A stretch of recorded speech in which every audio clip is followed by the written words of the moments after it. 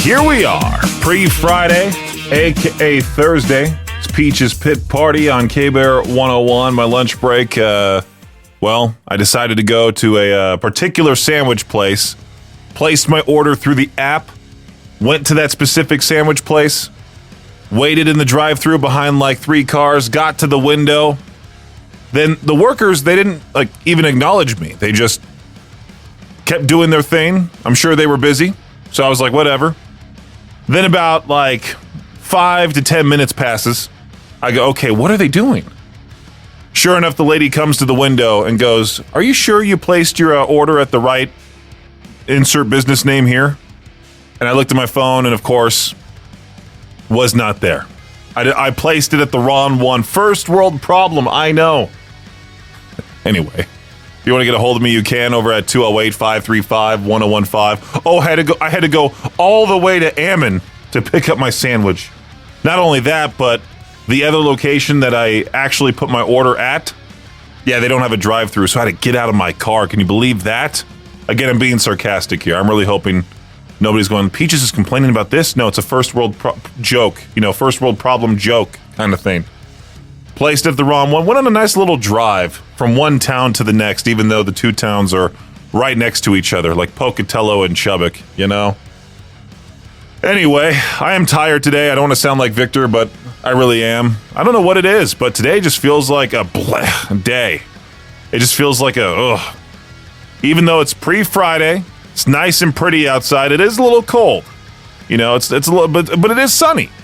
It's nice and pretty out there. I want to be out there, maybe enjoying the weather. Maybe I'll open the window in here for once. For the first time in a couple of years, this thing will be open. K-Bear 101, everybody's met at least one person that is just obsessed with dogs. I used to date a girl like that. Her whole personality around her dog, Bailey, the boxer. If you've ever joked about quitting your job to go live with dogs because you like dogs over people, I've seen that sticker. I've seen Who Rescued Who before. Someone in the UK is ready to make your dream happen if you're dog obsessed. A private estate in Surrey. I don't know if that's the proper way you're supposed to say it. I'm going to say it that way. Surrey, S-U-R-R-E-Y. They're hiring a full-time live-in dog companion. The salary is around $81,000 a year to hang out with a dog. It's not just casual dog sitting, though. The family wants someone who can be a consistent presence on the property and keep their dog's routine running smoothly. The job includes things like handling morning and evening routines, feeding and grooming, keeping the dog's daily diary updated. Now, wait a minute. What are they talking about here? Making sure the pup's overall well-being is on point, and because this is a private estate, there are a few extra tasks. You'd help receive deliveries, assist contractors, support the household team so the estate always looks well presented. That last part is a little vague, but it sounds like general helping out vibes, For me, it sounds like a horror movie waiting to start. You go for the ultimate dream dog sitting job, whatever. Next thing you know, you find out that dog's a killer. I was reading a story. I haven't talked about it on the show as of yet, but I might just do so now. There was that one article about a dog that had an Adopt Me vest. It had a vest on it that said Adopt Me. And I think they took it to the Boston Marathon. Well, that dog that was wearing the Adopt Me vest ended up killing another dog that was at the Boston Marathon. I don't know if it was the Boston Marathon. It was one of those giant gatherings, and I think it was a run of some sort. But I mean, could you imagine you're trying to advertise this dog to get adopted, just kills another dog? I'm assuming it was a pit bull. No, I'm kidding. I really don't know what breed it was, but yeah, I can only imagine the start of a horror movie. You go for the ultimate dream gig. Next thing you know, that dog's a killer or the family's just psycho. That last part seems a little weird. The estate always needs to look well presented. Maybe they're micromanagers. They start wiping everything down with a glove going, it's a little dusty. You're fired. Peach's Pit Party on K-Bear 101. This is one of those things that I wish I thought of first, all right? Kind of like how the guy created the pet rock back in the day, made a whole bunch of money off of that. This guy by the name, it's North of Sunset on Instagram. think he might be on TikTok too. I don't know about his username over there, but I've been scrolling a lot of Instagram reels as of late, as any young person does, of course, and this guy's videos have been popping up. They've been making me laugh. They're quite dumb. Like, all this guy does is he'll drive around the Costco parking lot intentionally putting stuff on his roof beforehand, so that way people will go like, hey buddy, you got your soda on top of the car. You got bananas on top of your car. He's put like Worcestershire sauce, the Worcestershire sauce, whatever it's called. He put a whole 12-pack of Squirt on the roof, so there's people going up to him going, hey, there's Squirt on your roof. Again, his name is it's north of Sunset. If you like to laugh at dumb things, go look him up. There's apparently a new trend going around with teenage boys called pheromone maxing. And before anybody asks, yes, it's exactly as stupid as it sounds. This mom went viral because her teenage son refused to shower for 10 days. He must be a metalhead. Well, because he thought his natural scent would somehow make him more attractive. 10 days he did not shower. This kid tried defending himself by saying, it's not odor, it's biology, Mom. You wouldn't understand. The funniest part of the story is the dog in the background whining while the mom filmed this video. The dog has a strong sense of smell, right? Dogs have amazing noses, the amazing ability to smell anything. Could you imagine what that poor dog was going through? He probably thought he was in like some sort of gas chamber or something like that.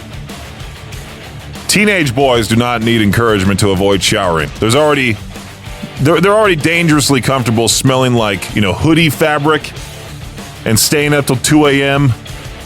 playing games and eating Taco Bell, that kind of thing. I'm glad I wasn't that type of kid. Mom, I'm pheromone maxing.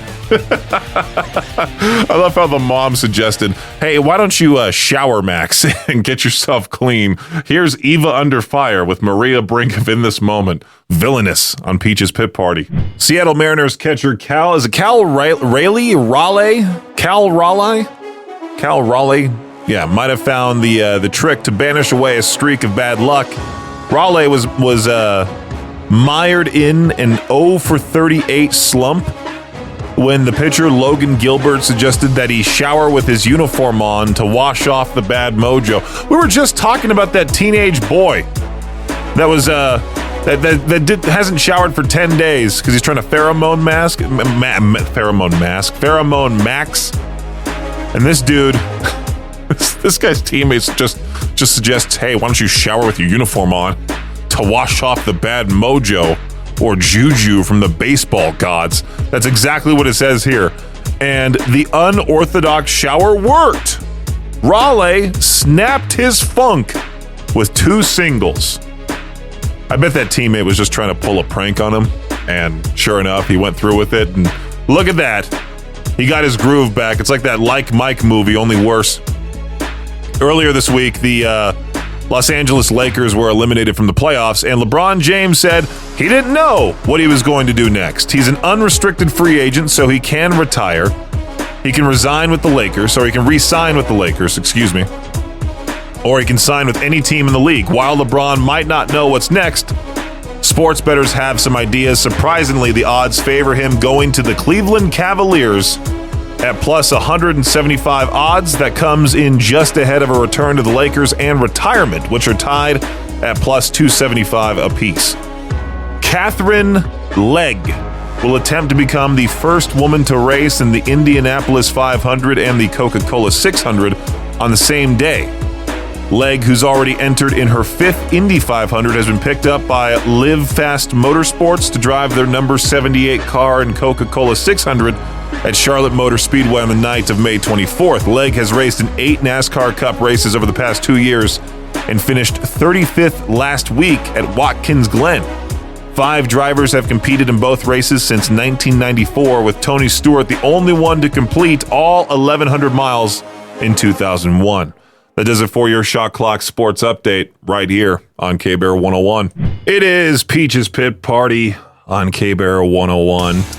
We already have to worry about deer crossing the road when we're driving, especially at night, but could you imagine running into a drunk deer? It's exactly what Idaho needed. Now, I don't know if this is going to happen here. So far, I've seen it's only happening in France, where these deer, the police over there are warning drivers that deer have been eating fermented fruits and buds, which basically turns them into woodland frat guys.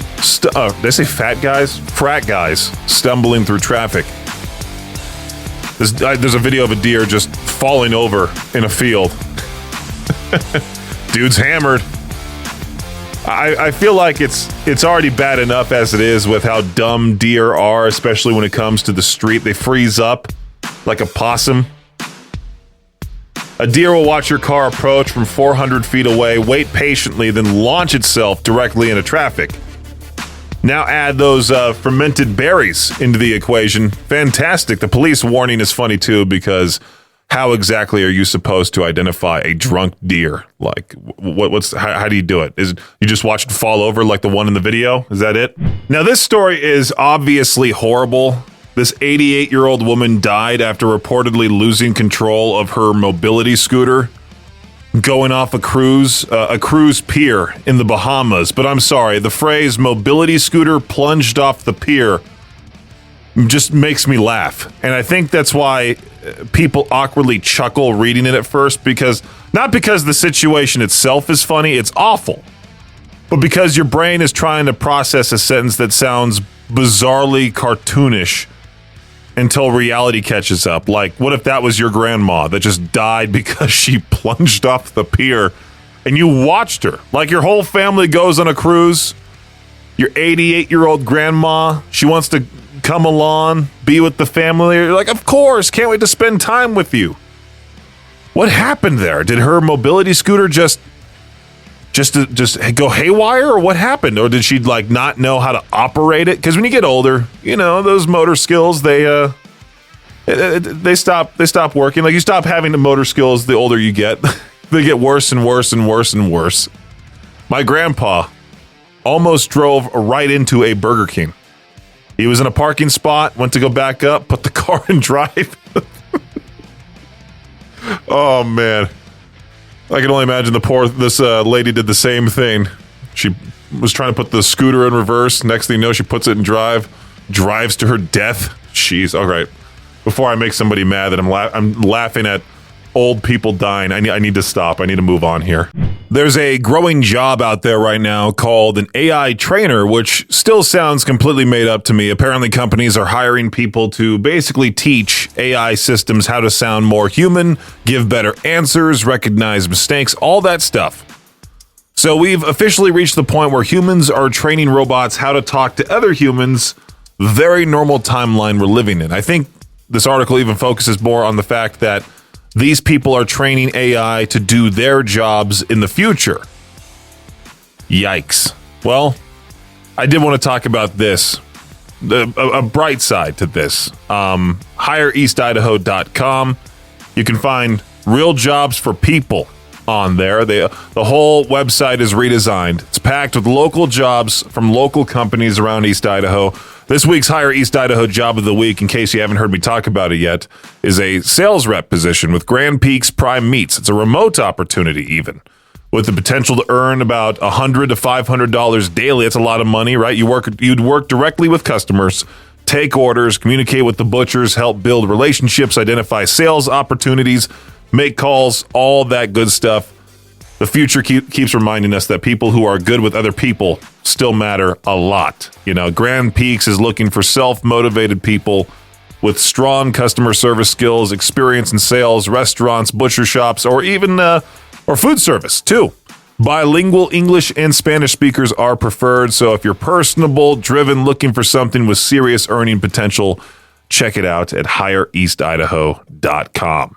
There's a pretty heated argument happening right now in the metal world after Misha Mansour, is that how you say his name, from Periphery, basically said if you're in a band in 2026, you better have side hustles or you're probably screwed financially. If you've paid attention to touring lately, he's not completely wrong. Like, bus costs are up, fuel's up, crew, merch, everybody wants paid. Fans, they see the sold-out shows and think bands are rolling in cash, while half these guys are calculating whether they can afford Taco Bell after loadout kind of thing. Misha was basically saying, look, touring alone probably isn't enough anymore unless you're huge. Build other income streams early. Which, coming from him, makes sense. The dude's built businesses outside of Periphery for years. Drum software, merch companies, gear brands, all kinds of stuff. So then, Fit for a King's bassist Tuck fired back hard online, basically called him out for sounding out of touch and discouraging younger musicians. I get that side too, really, because if you're some 19-year-old kid here in Idaho starting a band and you hear, yeah, by the way, this probably won't financially work unless you build 6 additional businesses, that's a pretty brutal motivational speech. But I think what makes this conversation interesting is that both guys actually do side stuff outside their bands. That's the funny part. Even the people arguing about surviving in music are surviving in music by doing extra things. You know, trying to be a metal musician, in addition to being just a musician, makes it like a double whammy.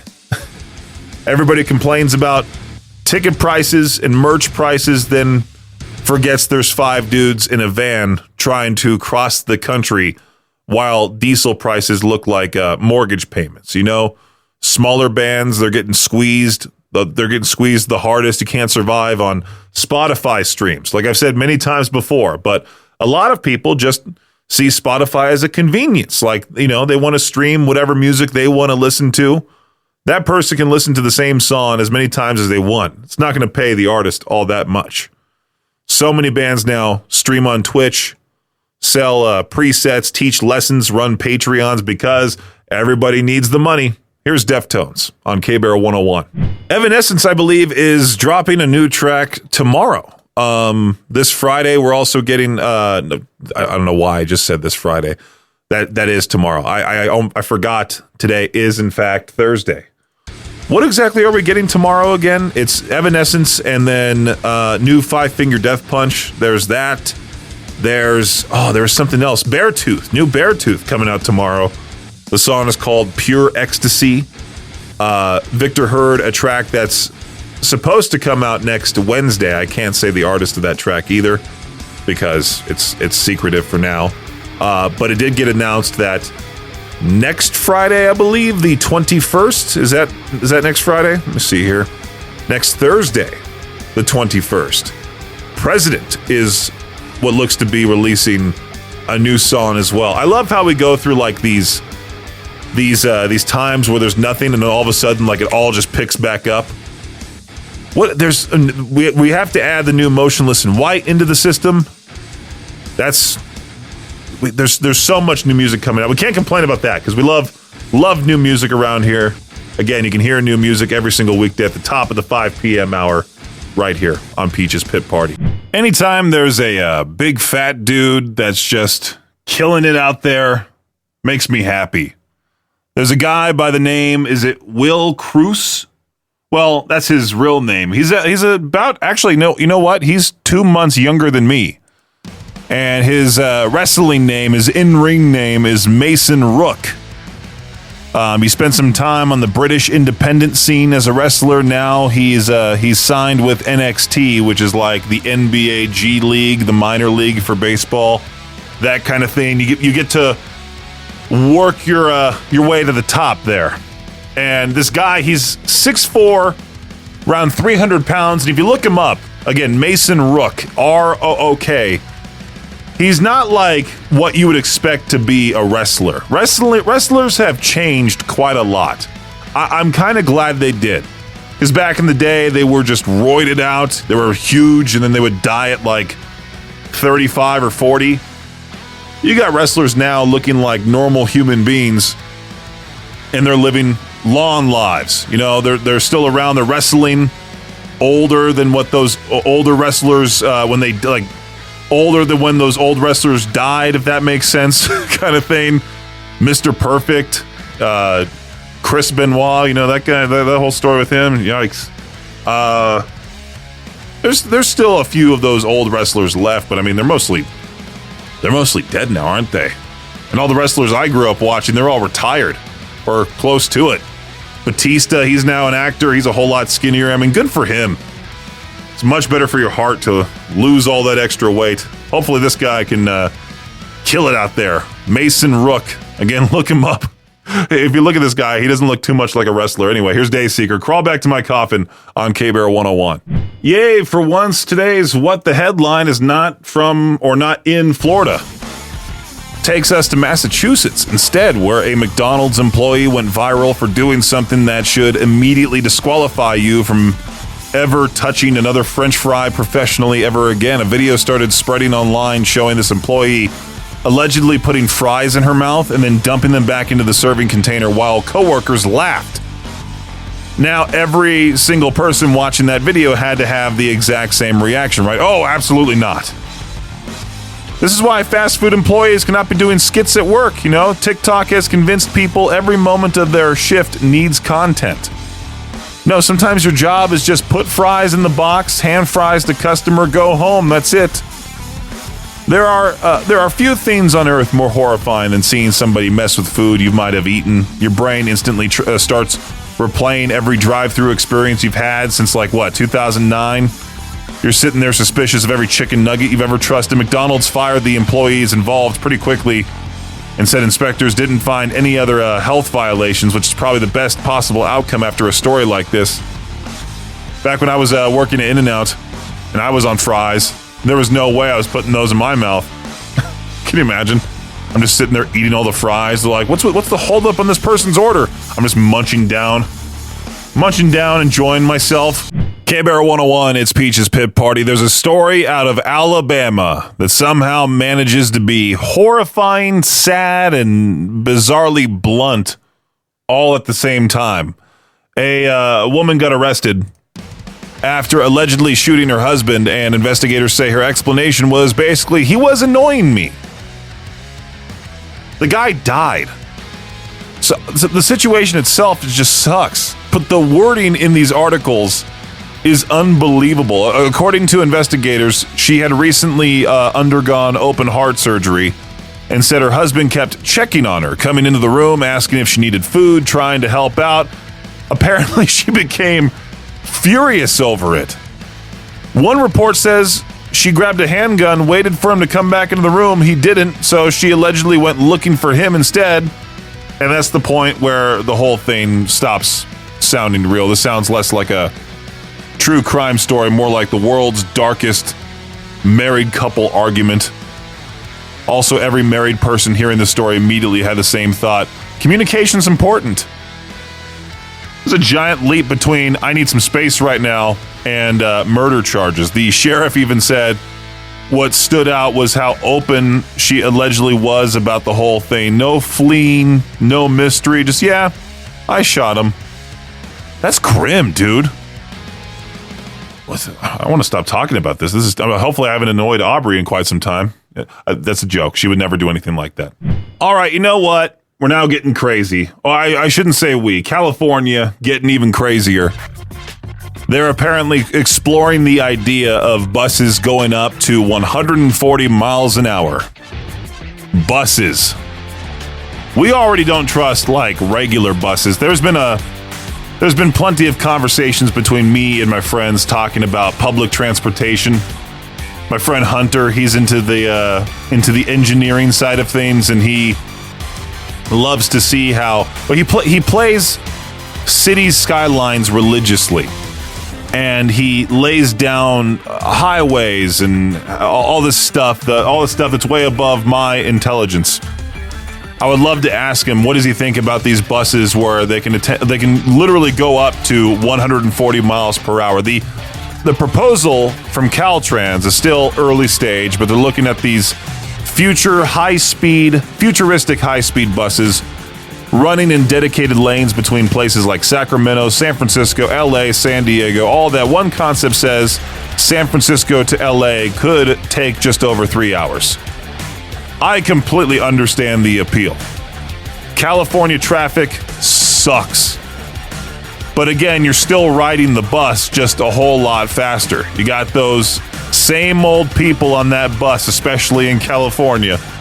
Those people that get up all in your business, like when you ride the subway in New York. But this time you're now going 140 miles per hour instead, which I don't know how they're going to be able to do this. Well, they'll have their own little separate highway. It's essentially just a train, right? What they're talking about is just sort of like, they're making it sound all special, but I feel like they're going to have their own highway for this thing, because there's no way this thing's going to travel 140 miles per hour on the actual highway. They're going to have to make a whole new highway, a whole new rail system. But then again, that's just a train. Why not just have a whole train system? Wouldn't that be great to have a high-speed train all around the United States? Like, what if I wanted to go to Boise for the weekend? I could make that happen, because I could take the train from Idaho Falls to Boise. Wouldn't that be sick? Or is that just me? Like, it would take like a 45-minute train ride from this city to Boise. It would make going to concerts out there so much easier. And also for those people in Boise to come to concerts over here. What if there was a train to Salt Lake City? Man, wouldn't that be cool? Public transportation sounds neat. Now we just need to make it happen. Thanks for listening to Peach's Pit Party, the podcast. If you enjoyed the show, please share, subscribe, and rate the podcast. Peach's Pit Party is hosted by me, Peaches, aka Brendan Peach, and is a production of Riverbend Media Group. For more information or to contact the show, visit riverbendmediagroup.com. Until next time, Peach out.